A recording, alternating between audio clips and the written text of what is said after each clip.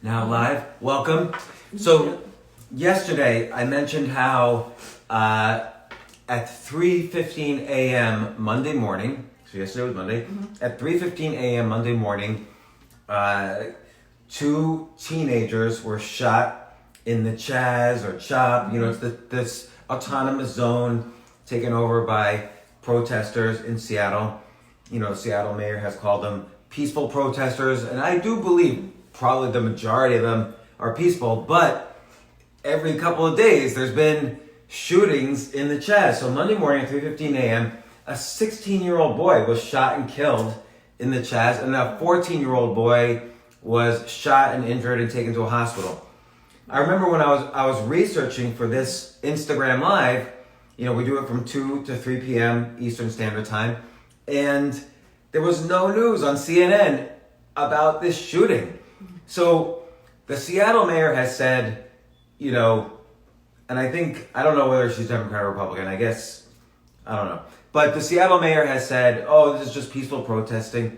How come she hasn't commented on these shootings? And again, I try not to get too embroiled in hypocrisy. And then so I looked this up on CNN. There was no news on these shootings. You would think that, it's kind of this strange phenomenon that basically armed protesters took over this gentrified 6-block, 10-block, whatever radius area in Seattle, right next to Capitol Hill. And they put up a border. You can't walk in and out of there without permission. And they have armed guards standing around. Teenagers being shot. And I looked on CNN, there was no news at all about that shooting. So it turns out by 2:58 p.m., so at the end of our Instagram Live, I don't know if somehow someone at CNN was listening or it was just coincidence, but at 2:58 p.m., there was the first article on CNN about this shooting, and all it said was a 16-year-old was shot and killed. And there was no mention of, is there any investigations going on to all these killings that are happening there? The Seattle mayor, I guess, has said that she wants the protesters to take down the blockade, but the protesters have not taken down the blockade. What is going on? And it's, again, not what's going on there, but yes, everybody in the world wants reforms. I mean, you're crazy if you don't want reforms on police brutality. Yes, there's a bias on police brutality in terms of race and so on. And so everybody in the world agrees there should be reforms. But I feel like everyone's afraid to comment. I mean, CNN, why wouldn't they even, here's an area of the United States that has claimed they've seceded from the United States, and people are going in there and just hanging out. The Seattle mayor called it an arts festival, and no one's reporting on killings, and this just turned into this disaster. And you could see, this potentially happening even in other states where they suggested this could happen. And then every company is pandering to the more violent elements of these protests. And even when I was talking to Brooklyn Borough President Eric Adams, who is ex-police officer, is an African American. He's gone to as many protests as possible in New York City. Even he has said that, he told me on the podcast, that the more violent elements are not protesters, they're other groups. And so doesn't that deserve some kind of news reporting or investigation? Who are these other groups? Anyway, we've talked about this before. I guess what bothers me is the hypocrisy on all this stuff, but you can't really be bothered by hypocrisy. What are you going to do? Argue on Twitter about, it's hypocritical? It's so stupid because Twitter is sort of like watching people spit blood after a radiation accident. It's just useless, and everyone's already, affected by the radiation and their lives are over. So, I just pointed something out on Twitter about why didn't CNN report this? And some guy responded. He said the same way, you smear your coronavirus data so your comedy club can reopen earlier. Like I can't, I'm not even in New York City right now. I could give a shit about whether the comedy club opens yesterday or tomorrow. It doesn't matter. Right. And again, I find myself, do you get upset about the hypocrisy? Oh, I do, absolutely. Like, do you get angry? Yeah. So I get angry, but it's not a good, it's not a good philosophy to get angry about that. No, it's not. Because it's going to happen. Like, Fox News reports one way, CNN, by the way, Fox News had nothing about the Chaz shootings either. Fox News reports one way, CNN reports another way, and then there's, MSNBC, CBS, ABC, then there's these new ones like Pluto or OAN, I don't even know what these are. And then I just get my news, I try to get my news straight from the actual data, but sometimes you can't, and sometimes you can. For instance, I'll admit something where I was wrong. So in early March, I said the virus would peak. I said it right on here on the very first Instagram Live. I said the virus would peak probably around April 15th, and it would be over and eradicated from the US probably within 1 or 2 weeks of June 1st. So I was right about the first number. I was wrong about the June 1st. I thought it would be more like a curve, up and then down. Mm-hmm. Instead it did peak, but it's more like a square root. So it hasn't been eradicated. And now Florida, where we are right now, they just hit their record number of daily new deaths. So clearly there's an issue here in Florida. There's at the very least an infection issue, and there's a hospitalization issue as well. And it's not like I'm biased. Like, I will admit, not every prediction works. Nobody in March, nobody was expecting that the peak would be in April. I was on with that, but I was wrong on when it would end. It's certainly, in the United States now as a whole, it's certainly lower than it was, and probably in New York City or New York State, it's probably over. But clearly in the country, there's different states have different curves, and we'll see what happens. There is there was this economist, Donald Henderson, who's dead now. He died in 2016, I think. But he wrote an article like 10 years ago. Here's how the U.S. or any educated society should deal with pandemics. And the article is, if you search Donald Henderson and pandemics, you'll see this article that he wrote. He's an economist. And he basically said, the key is to have a healthy economy. And I just read this yesterday, but it's what we've been saying all along. The key to fighting a pandemic is to have a healthy economy, because the healthcare system is supported by the economy. So you have better healthcare, you have more ICU beds, you have better hospitals, you have better treatment when doctors are getting paid, when doctors are hired, when nurses are hired, when medicines are developed. And this lockdown, I don't know what I feel about it, because people feel very strongly one way or the other. And, but obviously 40 million layoffs, you have to weigh, some people probably die because of that. Sadly, a roommate of mine, from when I lived in Pittsburgh, committed suicide about a week ago. I don't really know why he did it, but, I don't know if he was laid off or what the issues were, but, he was in some economic stress and he killed himself, and he clearly had other issues and mental issues and so on. But, there's side effects when you when 40 million people are laid off.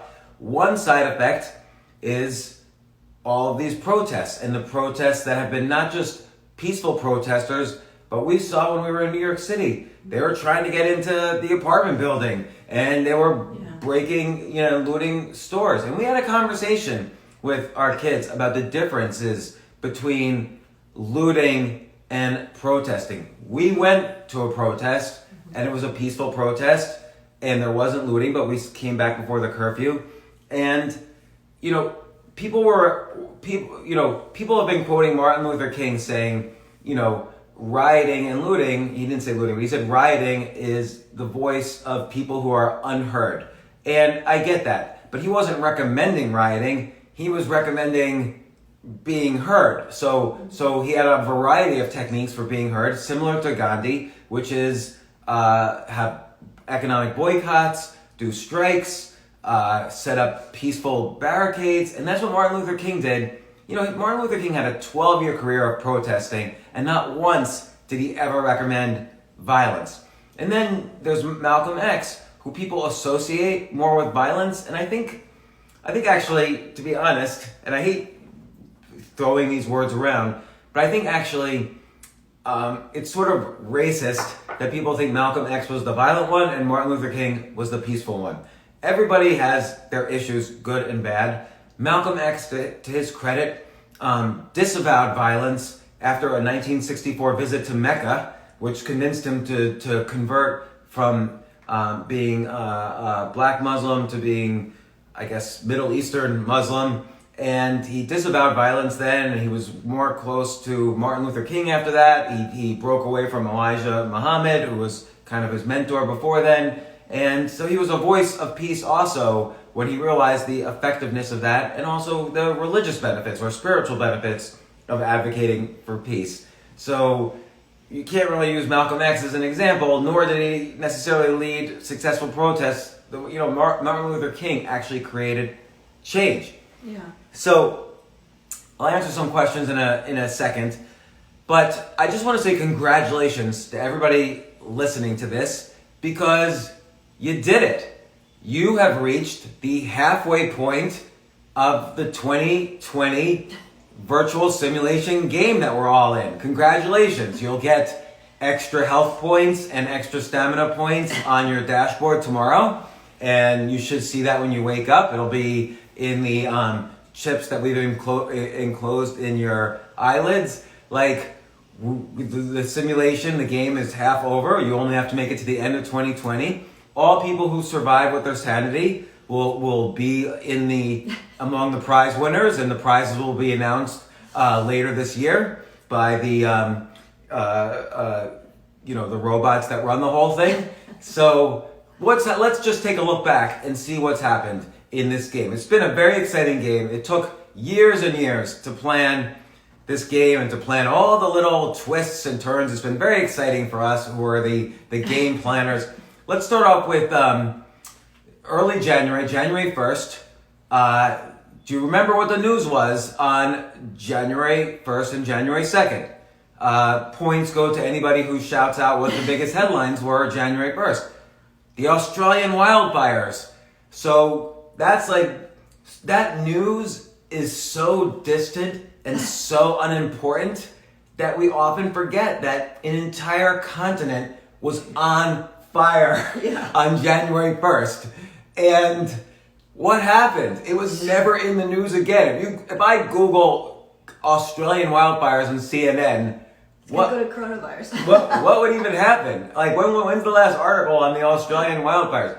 So I'll give you an update because you have made it to the halfway point in this game.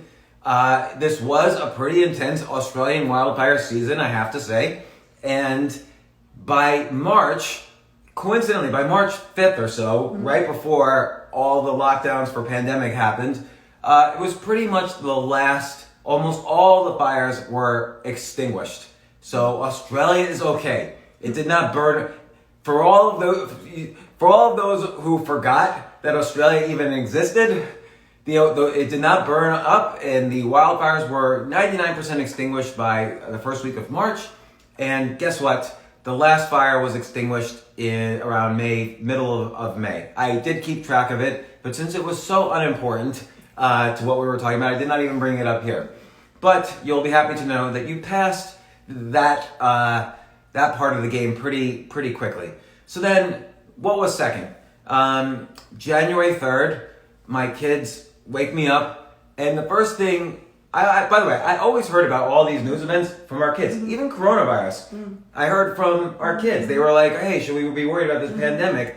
And we were like, what are you talking about? And then we called your ex-brother-in-law, who's a top epidemiologist in Imperial College, and we said, should we be worried about this? And he said yes. But let's get back to the events of January 3rd. Our kids wake us up and say, are we going to be drafted? And we're like, what are you talking about? And they said, well, World War III just started. And apparently, January 3rd, early in the morning, America sent a drone to kill General Soleimani, who was a top general in, I don't know, I forget, the Iranian militia guard or whatever. And the interesting thing there is that the U.S., so they killed this general who was maybe the number 2 or number 3 most important person in Iran. And Iran and the rest of the world actually immediately responded, how dare the U.S.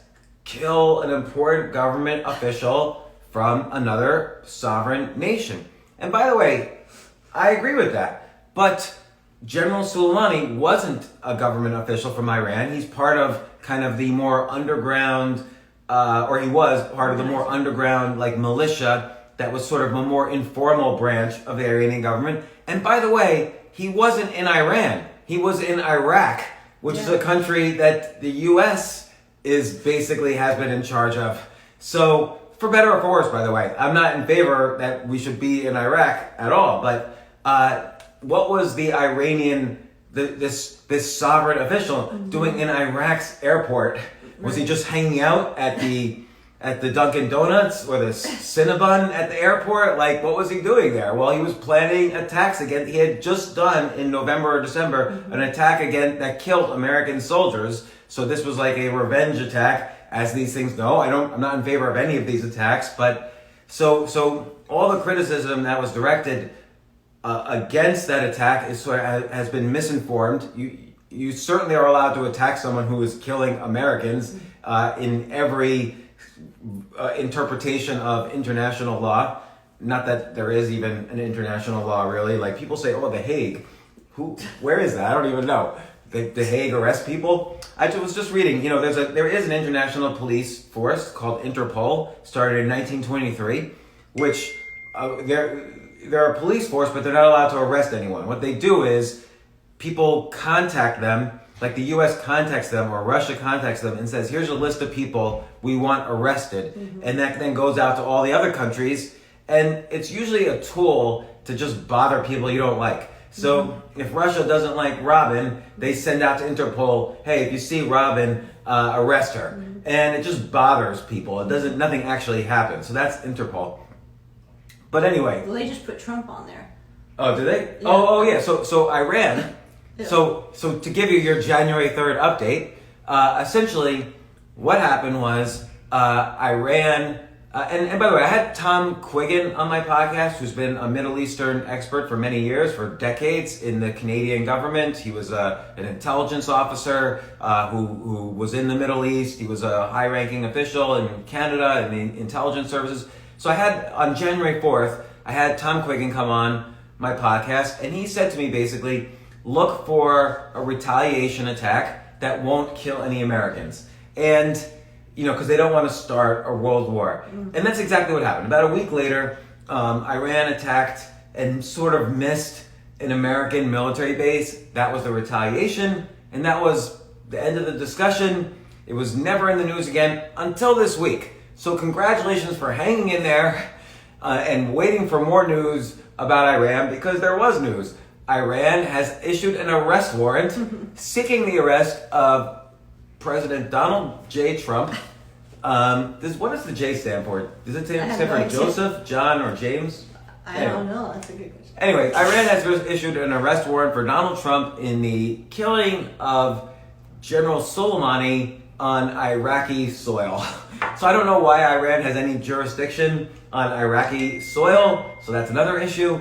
But all of these things remain a mystery because no reporters, no investigative journalists report on this at all. It's like all these countries just issue press releases and reporters from news services repeat them. Do you remember? I got that from Al Jazeera. I like that. Al Jazeera? I don't like the. Didn't Al Gore buy Al Jazeera though? I don't know. I think so, but a portion of it, I don't know. And then he sold it, I think. Right. So, do you remember the movie All the President's Men, starring Robert Redford and Dustin Hoffman? Yeah. So, All the President's Men was based on this book called All the President's Men by Bob Woodward and Carl Bernstein about how they investigated Watergate. So they had like a source called Deep Throat. They were going through shredded paper and trying to paste it together. The Washington Post, Nixon threatened to shut down the Washington Post, and Katharine Graham, who ran the Washington Post, she refused, and she was like this courageous, newspaper publisher. Warren Buffett, seeing how courageous she was, became the largest shareholder of the Washington Post in order to keep it going during this investigation time. So there used to be real investigative journalism, and I just feel like that's just gone. I don't know anybody who actually investigates anymore. But anyway, don't ignore the fact that the World War III is still on the map for game players of the 2020 VR game simulation. Iran has issued this arrest warrant. I don't know what that exactly means because it doesn't seem to correspond to any law at all. But let's wait and see what happens. In other World War III news, India and China have been killing each other on the India-China border. So I believe this is the first time two nuclear powers have killed people on both sides. Mm-hmm. So stay tuned and let's see what happens. We'll get to more nuclear in a second. So the Iran news lasted for about a week. Then there was the impeachment news. So for the third time in U.S. history, extra points goes if you could tell me the other two times, because it was in the news then, but it's been mostly forgotten since then. But for the third time in U.S. history, a U.S. president was impeached. In order to impeach a president, the House basically has to vote that you've committed some sort of high crime or misdemeanor, and that's not defined in the Constitution. So, there's a little bit of argument about what does a high crime and misdemeanor mean. And but whatever, Andrew Johnson was impeached largely for political purposes in 1868, and but then the Senate did not vote so the House impeaches you, the Senate votes to remove you from office. So the Senate has a trial, and it's like the House, it's equivalent to the House indicts you, and then the Senate judges you. And so the Senate did not vote to throw Andrew Johnson out. The next impeachment was Bill Clinton for perjury in, I think, 1996 or 1997. And the perjury charge was about his statements about Monica Lewinsky. So anyway, he was impeached. Once again, the Senate did not vote to remove him. Then the third time in history was Donald Trump was impeached by the House. I actually, right now, forget what he was impeached about. I don't remember. Was it a Russia thing? I can't. Oh no, it was Ukraine. It was the Ukraine. Oh yeah. The idea that he said he'll give the Ukraine $400 billion in aid if they investigate Hunter Biden. Yeah, but did he really do that? I don't know. Well, the Senate voted to not remove him. Remember, the Senate is the trial. The House is the accuser, and the Senate is the trial. And the John Roberts, who was the Chief Justice of the Supreme Court, he would have been the kind of the judge in the Senate running the trial. And anyway, the Senate voted to just throw it out. Again, this has nothing to do with right or wrong. It's all political. The House voted. It's an amazing coincidence that every Democrat in the House thought he was guilty and every Republican thought he was innocent. Ditto for the Senate. It's amazing how everybody agrees. Yeah. Once if you go to a sushi restaurant, you must like all the sushi, and the other people go to a Mexican restaurant and they hate all the sushi and they love all the burritos on the menu. So that's how US politics works, if you didn't know. So, but it did lead to, some repercussions. There's investigations now that stem from that are related to Obama and Biden. Nobody's going to follow up on those. Investigations since he's been in office. Yeah, but now there's investigations both ways. It just doesn't. Good job, everybody, for surviving. That was like this. We all were watching it. Like we watched the impeachment hearings. It's amazing too. Like they had impeachment hearings during prime time. Like they knew exactly like. Oh, it's 8 p.m. Reality show. Time to start the reality show of all the old people in Washington D.C. Like it's basically just a bunch of old people arguing about Ukraine. It should have been the most boring show in the world, but it was fascinating. We loved it. And then you had guys like Jim Jordan arguing. You had Adam Schiff. You had all these amazing charismatic personalities just rise up and increase their potential one of the, eventually they'll get all offers from Wall Street banks after they retire. Adam Schiff should just retire because he's like guaranteed vice chairman of Citibank or something after this. That's so funny. Fastest way to make $100 million, be an outspoken congressman, do it for about 6 years, and then quit. Yeah, they all make so much money, although they really don't. But it's like, how are they making their money? I don't know. They're all millionaires. Yeah. And they have this like interesting. They have to they make, I don't know what they make. They make good salaries, like $200,000 a year, maybe a little bit less. But they have to maintain 2 households. They have to fly back and forth all the time. So they're stretched pretty thin. They need to take those vice chairmanships. Nancy has a private plane, doesn't she? Nancy. Well, Nancy Pelosi's husband is incredibly wealthy. She's worth about $300 or $400 million. I remember one time I was looking at a deal that her son was doing. It was a penny stock, and it was involved with climate change. And I remember I had never met him before. I forget his name. Maybe it was Paul Pelosi. This is over a decade ago. And it was like 14 years ago. And I met him at this restaurant on 11th Street near Union Square. And I'm still friends with whoever was his girlfriend at the time. And anyway, he's explaining the company to me, and he says, look, this climate change thing is not going to last forever. It's all BS. But this company that we're doing this deal with... He said that? He said it. And he said this company's... We're doing this deal with China to clean up one of their swamps or whatever, one of their rivers. And so if you know anybody who knows any chemistry, let me know.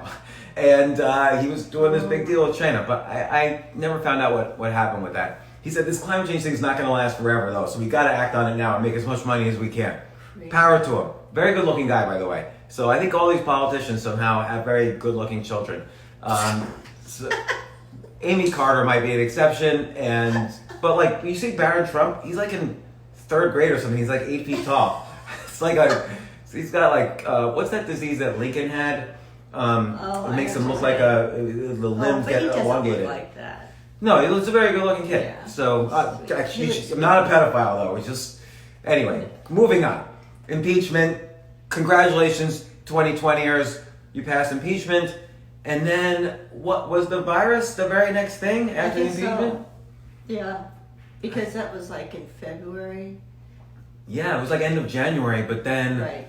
So those were over. The impeachment hearings were over. And then all of a sudden, that just kicked in. Yeah, first it was like, hey, the China supply chain closed. And that was starting to be a little bit of a panic because it turned out that that nobody was telling anybody, but the only factories anybody used in American industry were all based in the Hubei province of China, apparently. So all of the American economy was actually kind of shut down already in February because China shut down all the factories.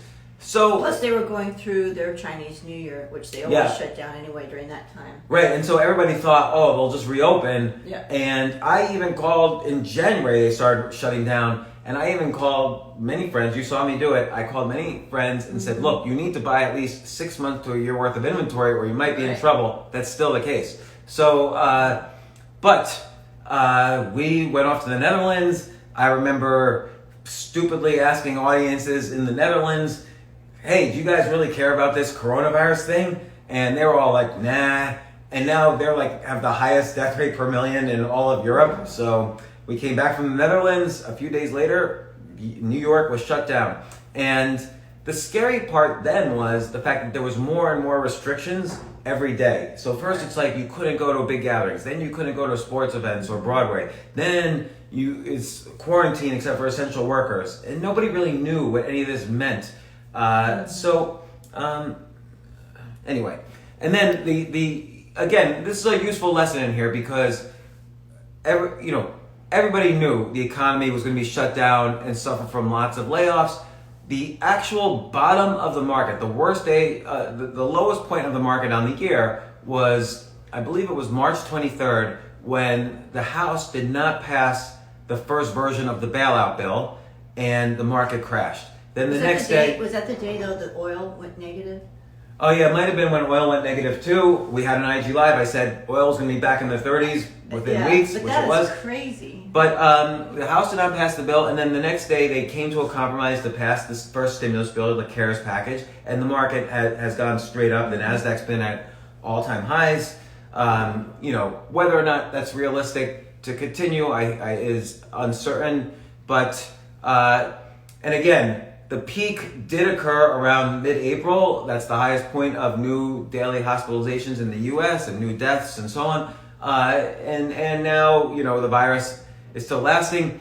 CNN's bullshit headline of the day, just so that here's the headline. Many states, here's the headline that was on the front page. Experts say the spread of coronavirus is now hard to control. Now? When was it easy to control? Like, when did they have an easy time with it in the world? Like, where do they get the reporters? I mean, even the questions they ask are and by the way, we're always making fun of CNN. It's not just CNN, it's all of them. Like I'm looking at the article. More from CNN. So here's the next important article after this one. Adele wore her Glastonbury Festival dress to watch it and needs ... Ugh. Like, is that really the next most important article? What about, where's the Chaz? I gotta plan my Chazcation. So then, believe it or not, coronavirus started getting out of the news. And very tragically, of course, George Floyd, this evil, bad police officer, and I mean that completely, kneeled on his neck for 8 minutes, 46 seconds, which is the title of Dave Chappelle's special about it. And George Floyd died. Protests started immediately. And it was scary in New York City because you didn't really know were the protests going to turn into something much more violent. They did become incredibly violent for like a week. And then I think that violence has gone now. But the protests are still ongoing, which is fine. I mean, the protests are still happening in New York City, right? Our daughters have been going. Yeah, there's one. Yeah. The disturbing thing is the Chaz and the Chop to me, but that again, I think more points go to you if you completely ignore that, because there's nothing you can do. And again, I've mentioned this before. I kind of, with each step of the way, like in terms of economic response, in terms of stimulus, on Black Lives Matter, talking to African American leaders, I've tried to input my own thoughts and suggestions to everybody I know on every side of all of these issues. Everybody responded to me, but I was conveniently ignored everywhere. So on the economic side, I suggested do direct stimulus. If you do a second stimulus bill, do direct checks to the bottom third of the economy. Do a UBI, Andrew Yang style, do a UBI to at least the bottom third of the economy. Else, you won't get the money in the economy. Everybody else, if you give $1,000 check to a billionaire, obviously their lifestyle is not going to change. You're not going to see that money go into the economy. If you give $1,000 to someone who barely can make ends meet, the money will immediately go into the economy. So I suggested this to people in the administration, and their worry was there wouldn't be incentive to work, and I argued back, of course there will still be an incentive to work. There's lines for food 3 miles long in New York City. So, but that was ignored. It's not like people are not going to get jobs with a massive $1,000 or $2,000 stimulus check. But anyway, that was ignored.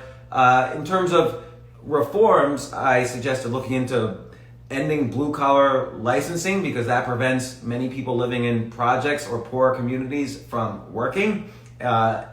Release all people on non-violent crimes like marijuana. There are people in jail for marijuana crimes. So,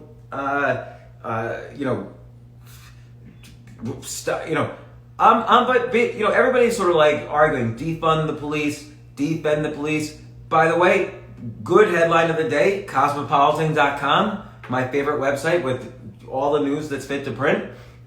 They have a good article today on what defunding the police actually means. It doesn't mean get rid of the police. But it's important to look at the data. So I brought up the data, and let me find it.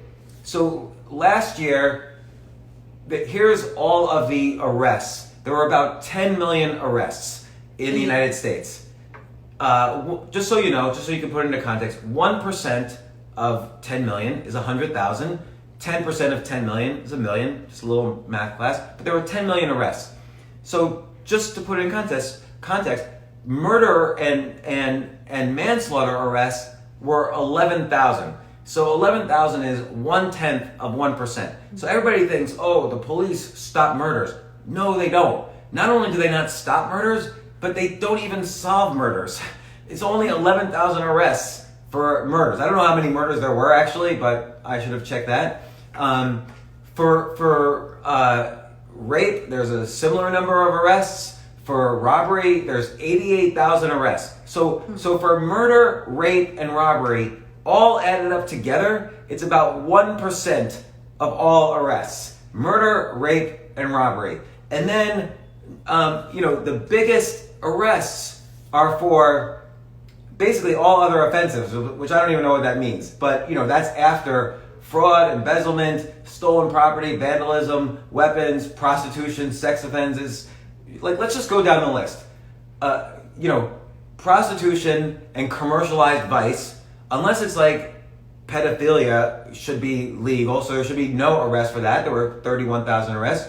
Drug abuse violations, 1.6 million arrests. So 16% of all arrests were just for people smoking marijuana in the street or people using heroin. These are people if you're an addict, you have an illness. You don't need to be arrested and thrown in jail if you have a problem with heroin. Believe me, I've had my own issues in my life. Certainly, I would much more classify even a heroin addiction or anything else as an addiction, an illness, not something to be arrested. Gambling arrests should not be arrests at all. Offenses against the family and children, that should totally be an arrest, but that's 87,000, so still less than 1% of all arrests. So it's not like the police do anything to stop parents from beating the shit out of their children. Or husbands beating their wives, or wives. Yeah, husbands beating their wives, whatever. It's hardly any arrests. Wives beating their husbands. But police do get called to domestic violence situations between 15 and 50%, depending on the state. But you see the arrests for this are minimal. So again, is this a police issue, or are there better ways to tackle this problem? Or mediators that have ability to restrain people or take people, have the authority to take people out of their homes and so on.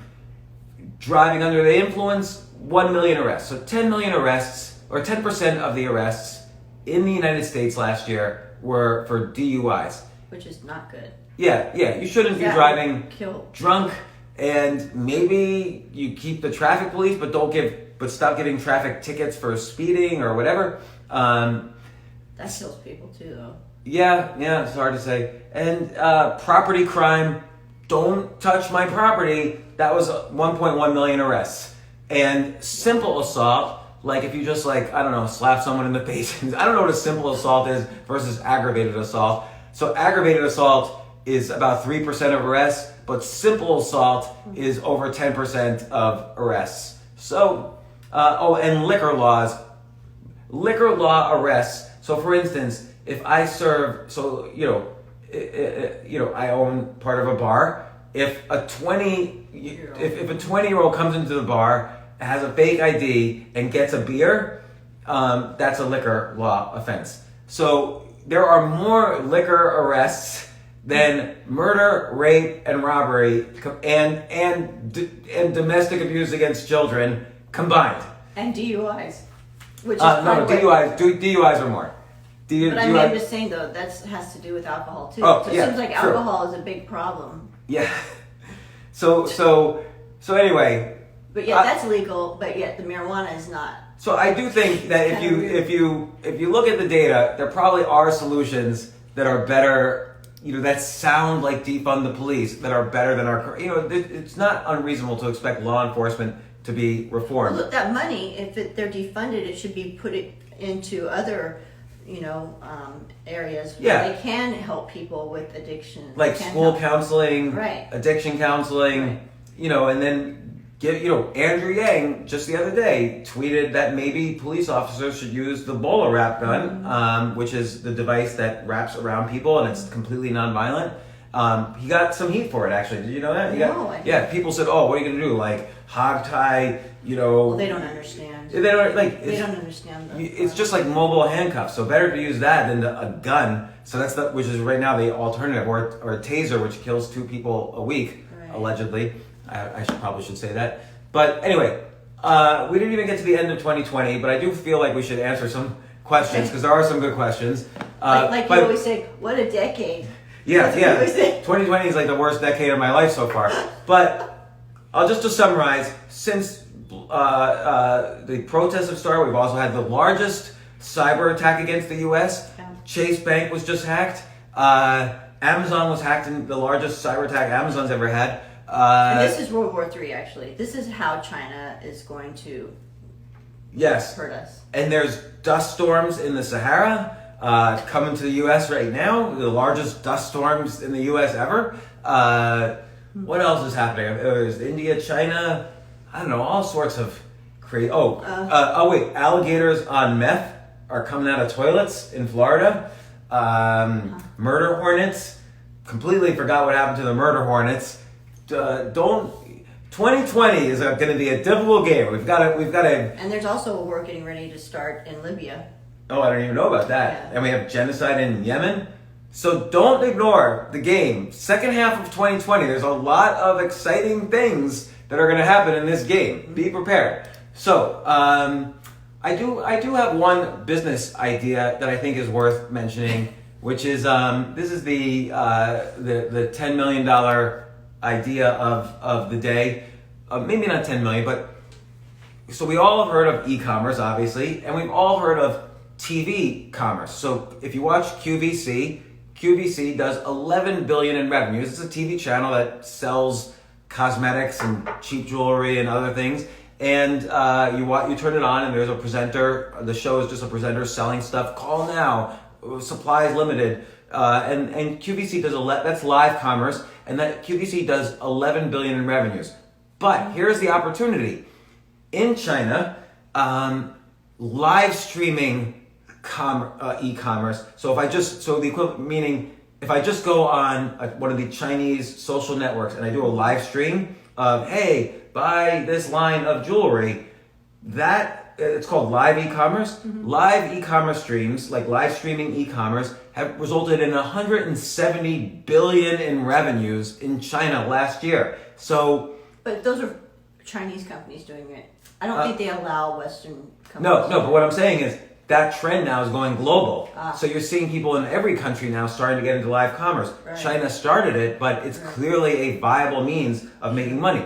So 2 opportunities. One is, and by the way, we've started doing this a little bit on the podcast. So normally when you sell ads on a podcast, I don't know who like American Express will say, okay, here's, $10,000, read this ad. And I say, sure, I have an American Express, I approve, I'll read this ad. But I think much more interesting is for podcasts, and I haven't really seen this done, much more interesting is for podcasts to do affiliate ads. So podcasts should take the risk. Like I'll pick out a course, an online course that I like, and I'll say, listen, I love the guy doing this course. I love the course itself. I love what you could learn. I love the skills being taught. I think this course is effective. Here are the testimonials. And then do an affiliate deal with the course. So anybody who goes from your podcast to the course, and then they buy the course, you do what's it called, an affiliate deal. You split the revenues on what the course creator generates from your podcast ad read. Mm-hmm. So that's kind of the equivalent of a live stream e-commerce. And so YouTubers should start live streaming, hey, here's all the equipment I use to do my YouTube videos, and and then have the links and do affiliate deals. Like I think what I think we'll start to see a lot more YouTubers, TikTokers, Instagrammers do live commerce streams because it turns out there's a 30% conversion rate. Like people will go from your stream, and if they go to the site, 30% of them become buyers. So this is an incredibly important marketing tool, money-making tool, whatever. But even better, here's the real opportunity. Become the marketing agency that connects live streaming influencers like TikTokers, Instagrammers, YouTubers, and so on. Connect them with brands who want to sell product using live streaming. So let's say I create an online course. I contact a digital marketing agency that sets up live commerce streams, and I say, hook me up with as many influencers as possible, and they'll charge a significant amount because it's so successful. I think the US is not even in the first inning of this possibility. So if you create a marketing agency now to do this, and you get some brands behind you that are willing to pay you, and then you get some influencers that are willing to do these live streams because they sincerely approve of the products being sold, I think that's the next. If you start that right now, digital agency for that, you could quickly build that and sell that to a major advertising firm for like $10 to $20 million. Those are that's a no-brainer business idea to create a $10 million business. Startup costs are zero. You just need to write a proposal and present it to as many companies as possible, and you need to then be able to hire the TikTokers, but there are agencies that will introduce you to the influencers, and boom, that's a huge business. You'll easily sell to like an Omnicom or Interpublic or WPP for 10 million or more. I give it like 12 to 18 months when this trend really starts to kick off in the US. It's huge. Now, now it's time for questions. Let's see. Should an individual use Netflix as an example and go in debt to create some content? So this is an individual asking this. And what Netflix has done, what he's referring to is Netflix borrows money. Let's say they borrow $10 billion and they create $10 billion worth of TV shows. The reason Netflix does that is because they don't make money directly off the TV shows. They make money off of, there's this great show on Netflix, but you have to be a subscriber. They get more and more subscribers. It's kind of like how HBO used to be a movie channel in the 70s and early 80s, but then they created original content, and their subscribers went from like 1 million to 30 million. So Netflix used to just sell DVDs, then they created original content, and now they have 100 million subscribers. So the answer to this question, though, should you go into debt to create some content? Absolutely not. Netflix has an entire business model that revolves around creating original content. It is unclear. They could take risks because no individual is taking a risk there. Netflix can afford to take risks because they're always able to borrow money off of this nonstop stream of income from their subscription business. So absolutely do not borrow money to make your own little movie or CD. Also, Netflix is diversified. They make 100 different TV shows. This person is talking about making one CD. By the way, make the CD. Why do you have to borrow money? Just, do what you can to make a cheaper version of the CD. Go on Kickstarter, have a track or two from your album on Kickstarter so people can hear, and then they'll donate. Use Kickstarter to not only fund the rest of your album, but to generate your initial audience. That's how you expose your material to a great audience. And then do live streaming on YouTube for it. I don't know. But do not go into debt. Start on Kickstarter. Let's see. Next question. Any ideas for stay-at-home moms to make money from home that's artistic, outdoorsy, and fun? Yeah. I think make a clothing line. Now it sounds like making it sound trivial, just make your own clothing line. But you mentioned outdoorsy specifically. So I remember I gave this advice to a guy and he did it. It's the basic advice of drop shipping. You buy things cheap on Alibaba or Taobao or whatever, and you sell it expensive on Amazon. So there's this guy, J. Trevor Chapman. He wrote the foreword of my book, The Side Hustle Bible. He took the drop shipping advice, gives me credit for it. He hadn't done it before.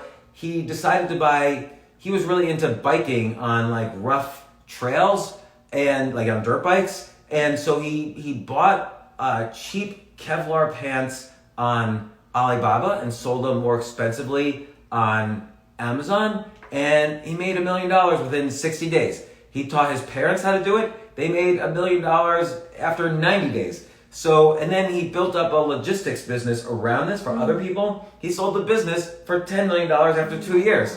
So that's why he wrote the foreword of my book. So good guy. So if you're outdoorsy, here's an idea.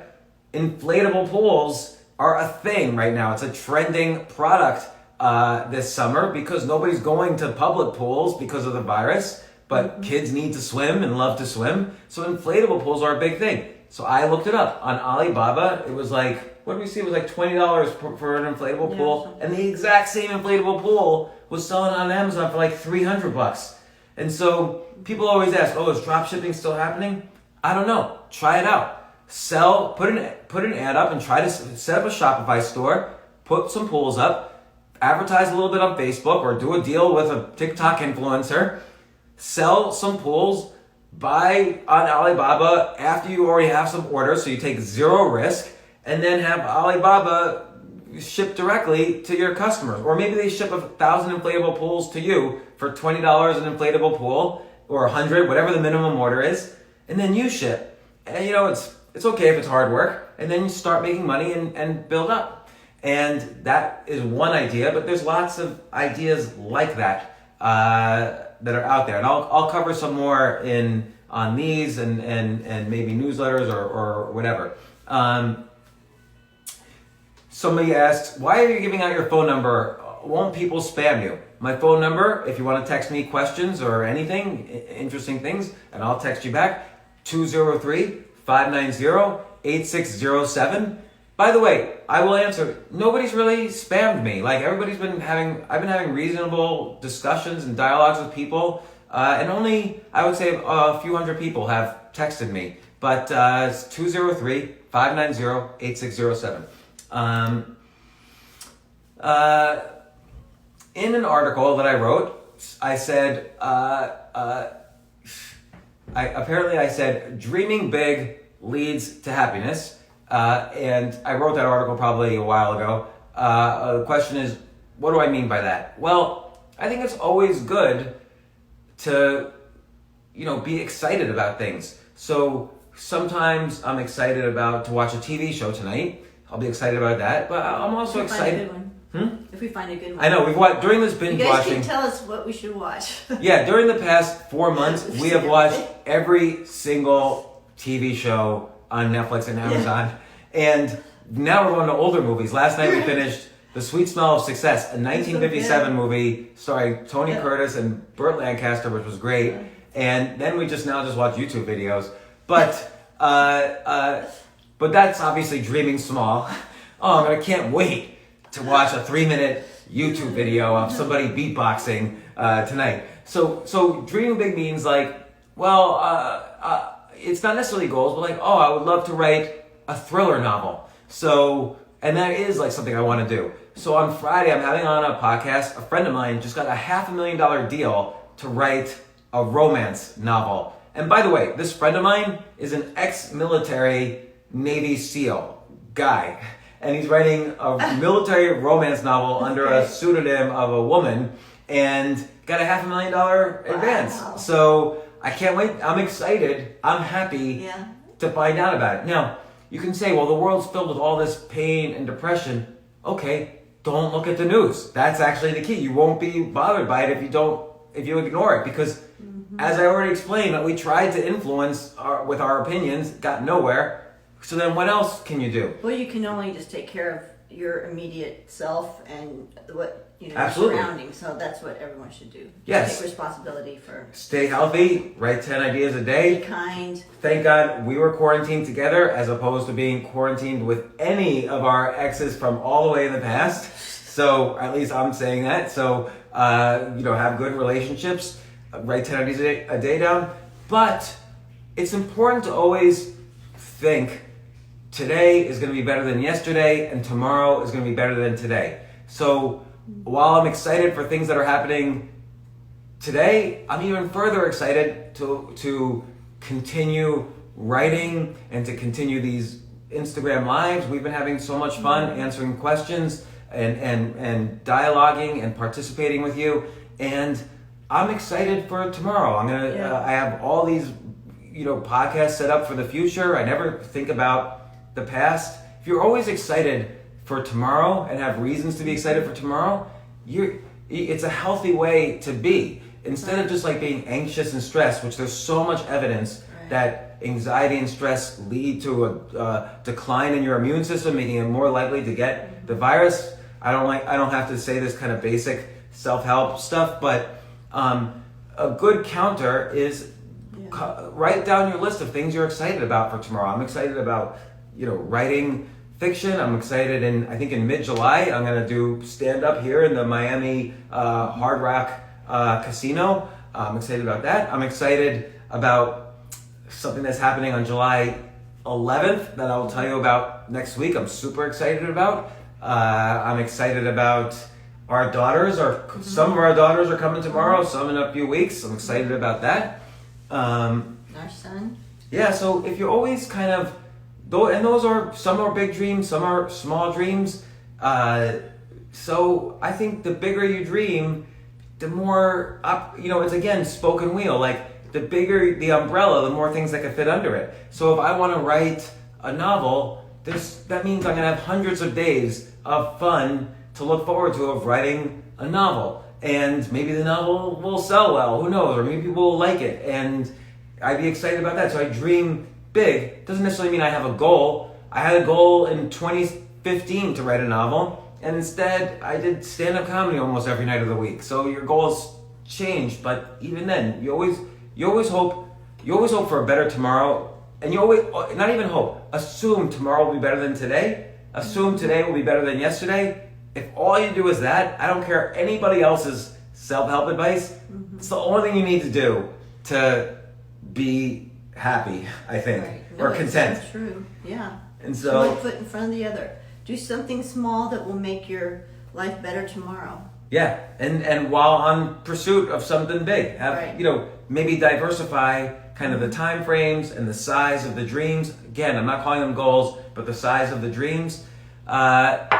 So that was it. Any questions over there? Like I don't even know if I have any other. And also, dreaming big is you don't you take the lid off your box, and you can go as far as you can, instead of some people stop themselves from dreaming big, or stop themselves from doing things. So Susan just said it's very scary what's going on in Philadelphia. Susan, I don't